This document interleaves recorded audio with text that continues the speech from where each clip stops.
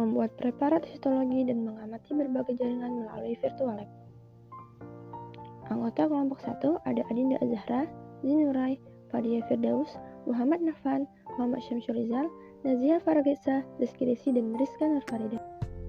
Tujuan dari kegiatan ini adalah untuk membuat preparat histologi dan mengidentifikasikan jaringan-jaringan melalui virtual lab. Alat yang digunakan ada gelas beker, pipet tetes, kaca objek, cover glass, mikroton, jarum pentul, dan pisau bedah.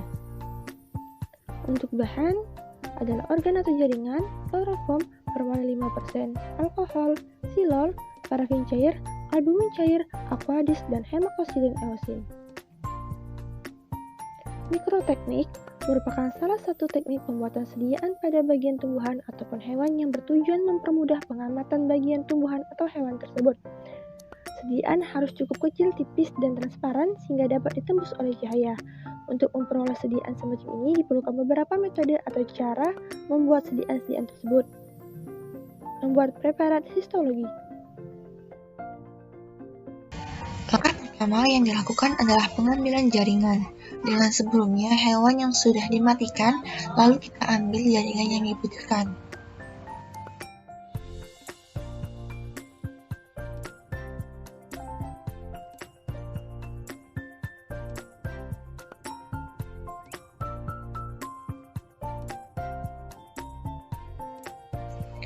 Selanjutnya yaitu adalah fiksasi. Jaringan yang sudah kita ambil tadi lalu dimasukkan ke dalam kaset dan kita masukkan ke dalam formalin.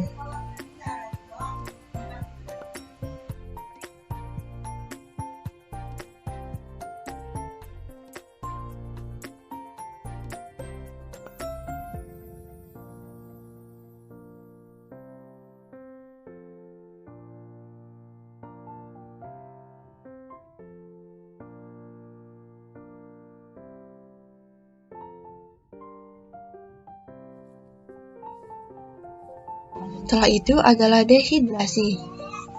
Kemudian setelah dehidrasi selesai, kita melakukan penjernihan atau clearing dengan melakukan perendaman di dalam silol bertingkat selama 10-15 menit.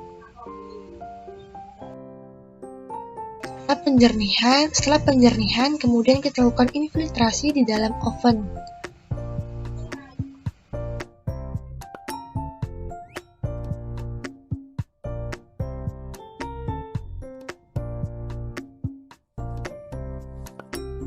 Kemudian kita lakukan penanaman.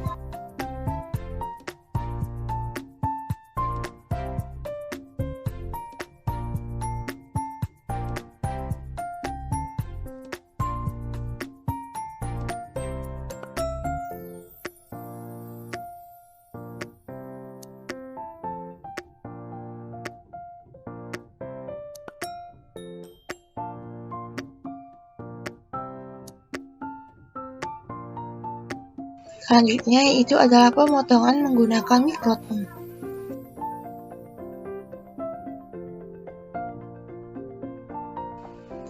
Kemudian kita lakukan penempelan. Setelah penempelan dilakukan pewarnaan menggunakan hematoksin eosin.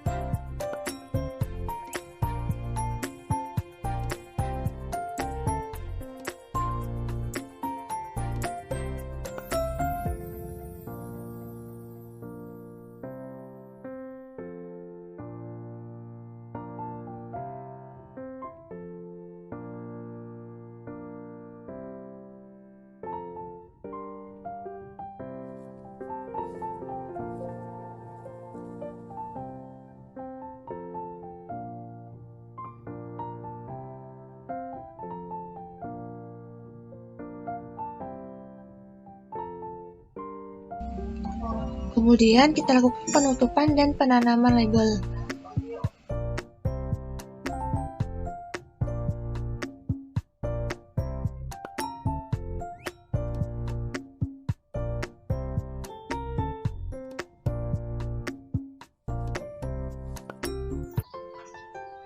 Jaringan meristem. Jaringan meristem merupakan jaringan yang sel-selnya selalu membelah.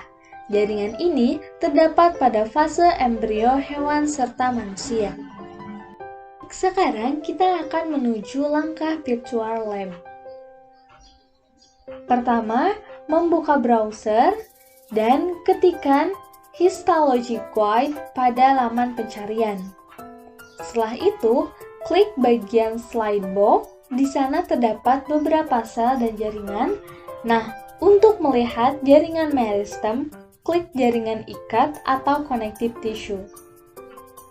Gulir atau scroll ke bagian bawah, pilih bagian tali pusar. Inilah tampilan dari preparat tali pusar. Tali pusar adalah jaringan mukoid yang terdiri atas 2 arteri dan 1 vena. Lalu, pada kanan atas terdapat beberapa pilihan. Kita bisa mengklik bagian wall side. Dan ini adalah allantois sebagai pembentuk tali pusar dengan perbesaran 13 kali. Kemudian, klik kembali sisi kanan atas dan pilih bagian mesenchymal cells. Nah, tampilan titik tebal berwarna hitam sedikit keunguan ini plusnya. Berikutnya, 2 lingkaran ini adalah arteri umbilikus yang berfungsi sebagai alat bantu untuk mengalirkan darah yang mengandung sisa metabolisme dan karbohidrat dari janin ke plasenta.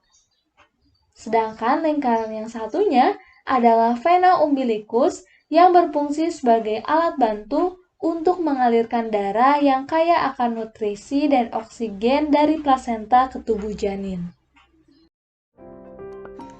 Jaringan epitel terdiri dari susunan sel-sel yang letaknya berdekatan dan disatukan oleh bahan antarsel atau intercellular substance.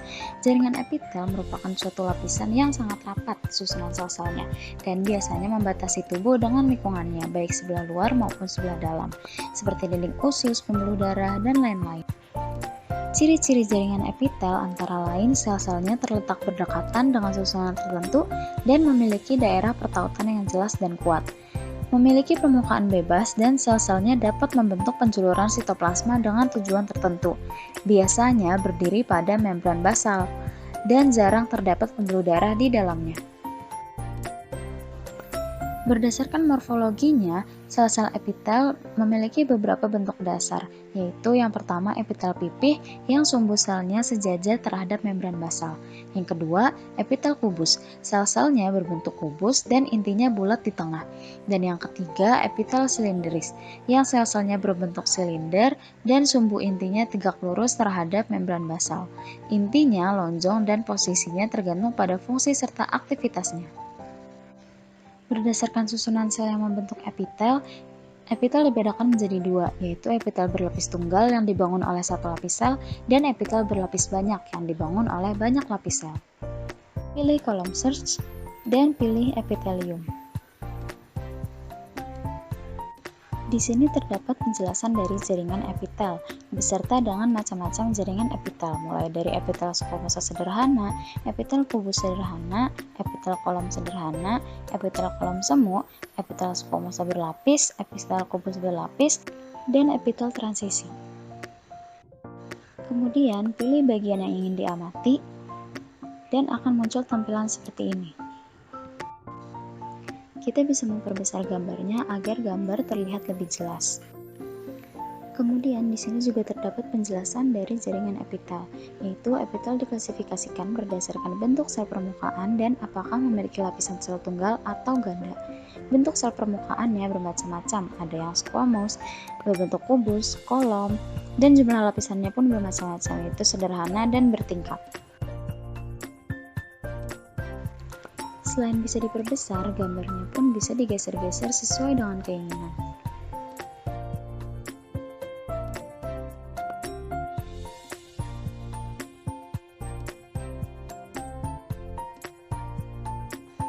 Setelah selesai mengamati, pergi ke halaman selanjutnya, lalu pilih bagian lainnya yang ingin diamati.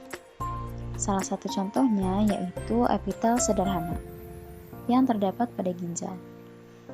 Sama seperti sebelumnya, kita bisa memperbesar gambarnya untuk melihat bagian yang lebih rincinya. Untuk melihat bagian-bagian lebih rincinya lagi, kita dapat memperbesar hingga perbesaran maksimum, dan akan muncul tampilan seperti ini.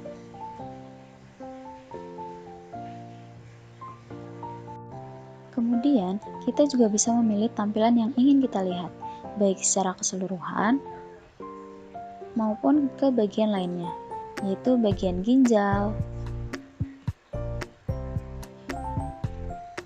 bagian sel-sel ginjal,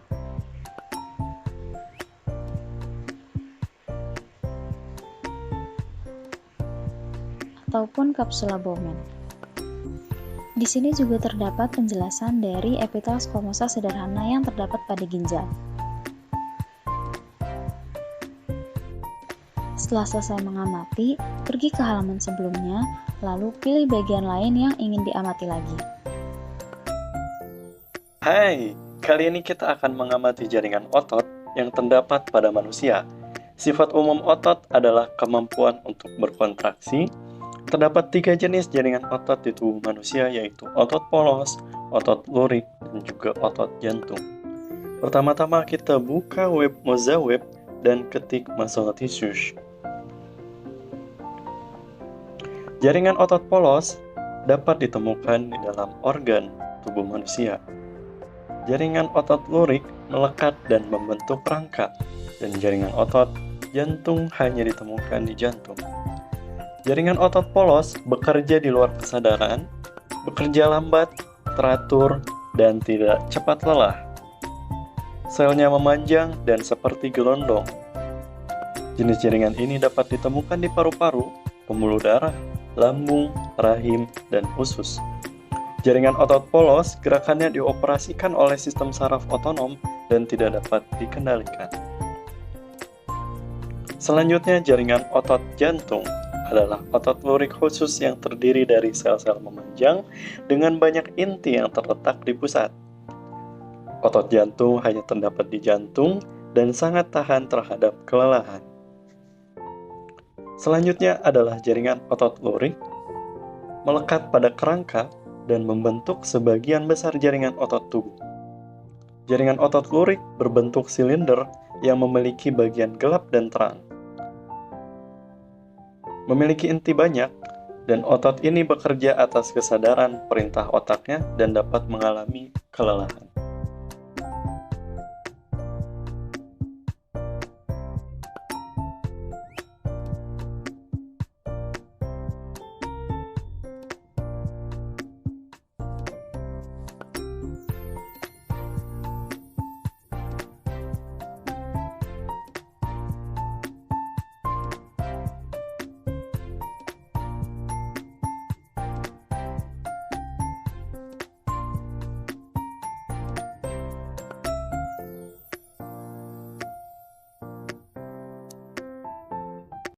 Jaringan saraf adalah jaringan yang tersebar luas di dalam tubuh. Paling banyak ditemukan di saraf pusat, yaitu sebanyak 98%. Saraf pusat ini adalah otak dan sumsum tulang belakang. Jaringan saraf adalah jaringan yang berfungsi menghantarkan impuls atau rangsangan. Jaringan saraf terdiri dari sel-sel saraf yang disebut dengan neuron. Jadi, jaringan adalah kumpulan sel-sel. Jaringan saraf, sel-selnya adalah sel saraf neuron. Jaringan saraf mengirimkan impuls dari panca indera, dari kulit misalnya, ke saraf pusat, otak atau sumsum tulang belakang, dan sebaliknya, dan dari saraf pusat ke organ lainnya. Jadi ada dua arah, pertama dari panca indera ke otak atau sumsum tulang belakang, dan responnya dari otak atau sumsum tulang belakang ke organ lainnya. Sel saraf disebut neuron mempunyai 3 komponen utama.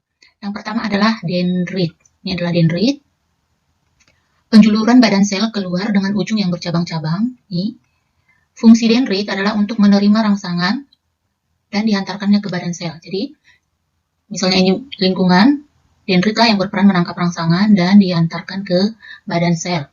Kemudian, yang kedua adalah badan sel. Ini adalah badan sel, bagian neuron yang mengandung nukleus dan sitoplasma. Ini nukleus, Jadi bagian dari neuron sel saraf yang memiliki inti sel atau nukleus ada di badan selnya.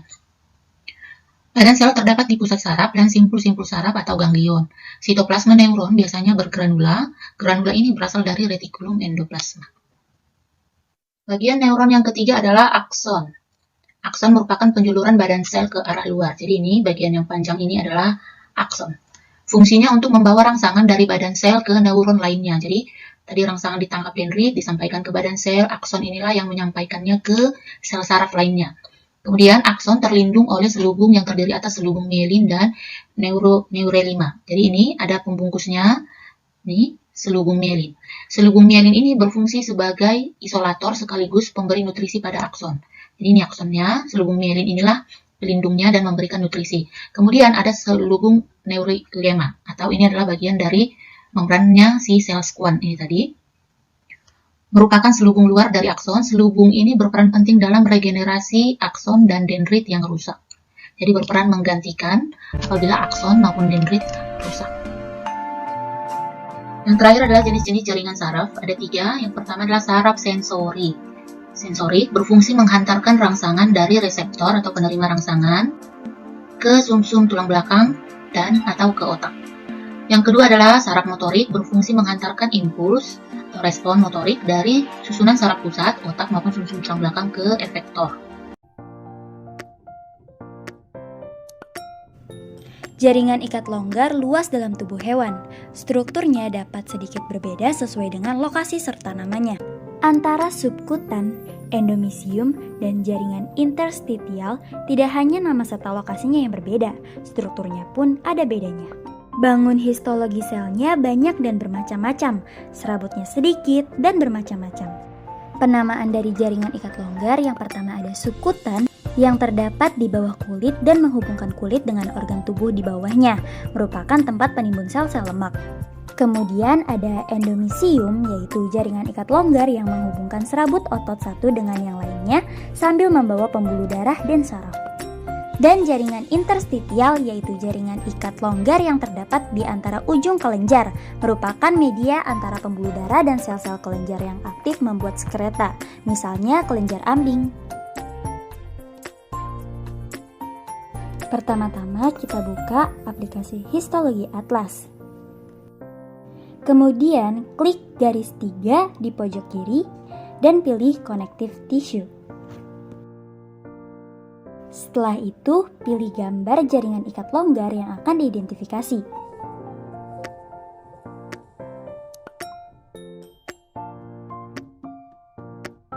Berikut merupakan hasil pengamatan jaringan ikat longgar menggunakan aplikasi Histologi Atlas dengan perbesaran 240 kali dan pewarnaan Verhoeven dan Van Giessen.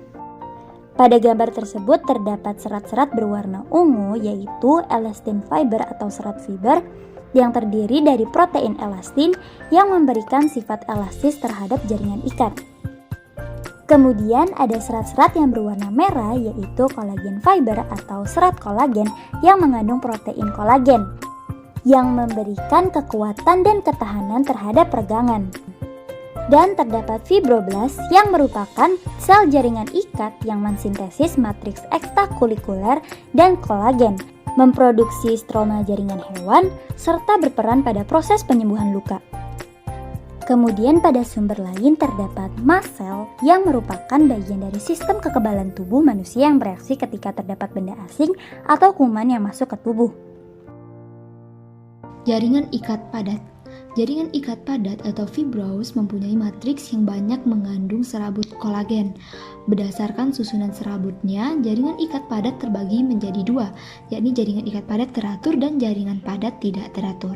Berikut merupakan gambar perbandingan jaringan ikat padat teratur dan tidak teratur dengan perbesaran 40 kali dan ukuran 50 mikrometer. Terlihat pada jaringan ikat padat tidak teratur, serabut kolagennya tersusun padat dan tidak teratur. Sedangkan pada jaringan ikat padat beraturan, susunan serabut kolagennya tersusun padat dan tersusun secara teratur. Baiklah, mari kita bahas satu persatu.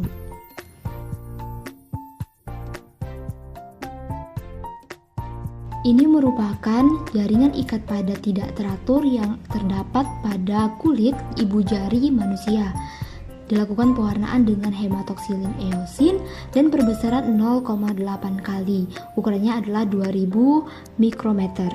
Jaringan ikat padat tidak teratur memiliki elemen struktur yang sama dengan jaringan ikat padat teratur, tetapi berkas serat kolagennya jauh lebih tebal dan tersusun tidak teratur. Jaringan ikat padat tidak teratur ditemukan secara mencolok di dermis kulit dan lamina propria saluran pencernaan.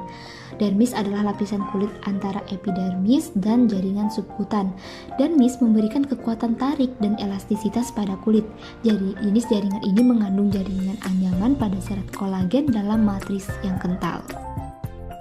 Ini merupakan perbesaran 4 kali dan ukurannya 500 mikrometer. Terlihat bagian epidermis dan dermis dari jaringan ikat padat tidak teratur yang ada pada kulit ibu jari manusia. Dan ini perbesaran 40 kali dengan ukuran 50 mikrometer. Terlihat inti fibroblast dan serabut kolagen. Kolagen sendiri merupakan protein utama jaringan ikat yang memiliki kekuatan tarik yang besar dan merupakan komponen utama dari ligamen dan tendon.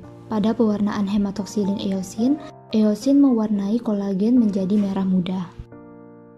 Berikut merupakan jaringan ikat padat tidak teratur yang dipindai dengan menggunakan mikroskop elektron.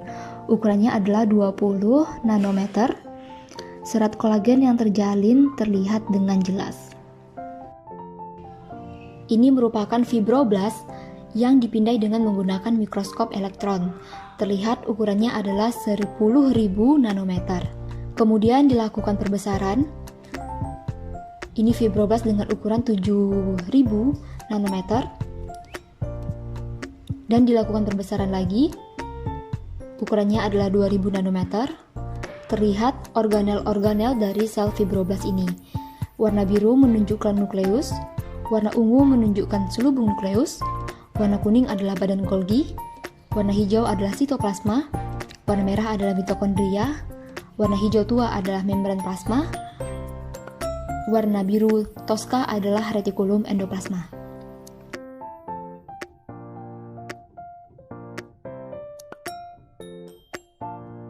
Selanjutnya adalah jaringan ikat padat teratur. Ini merupakan jaringan ikat padat teratur yang ada pada pelantar tendon kelinci. Ukurannya adalah 3000 mikrometer dengan perbesaran 0,7 kali.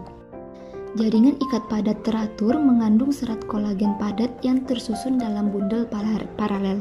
Serat kolagennya sedikit bergelombang dan dapat sedikit meregang.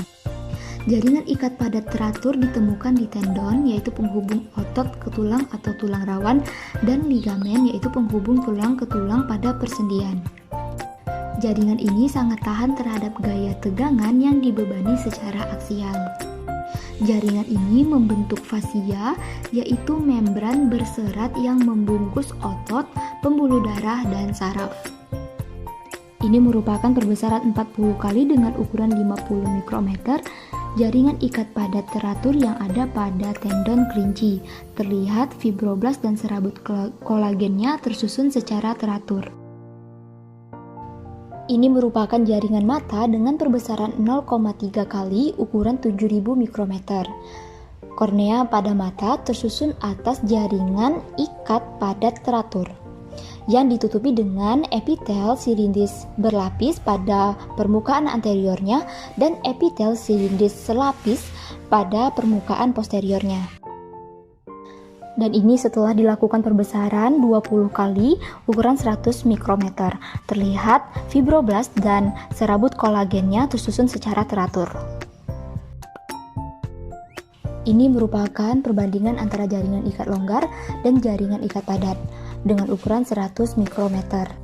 Terlihat jaringan ikat longgar berwarna lebih terang daripada jaringan ikat padat. Hal ini dikarenakan jaringan ikat longgar sebagian besar tersusun atas sel adiposit.